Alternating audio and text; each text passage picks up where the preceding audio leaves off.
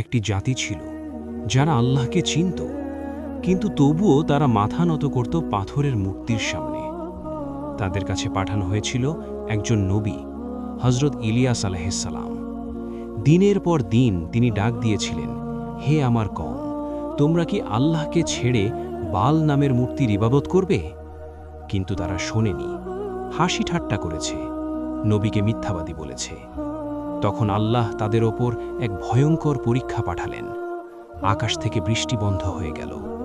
৩ বছর এক ফোঁটা পানিও নয়। ফসল শুকিয়ে গেল, পশু মরতে লাগল, মানুষ অনাহারে পড়ল। তবুও তারা তওবা করল না।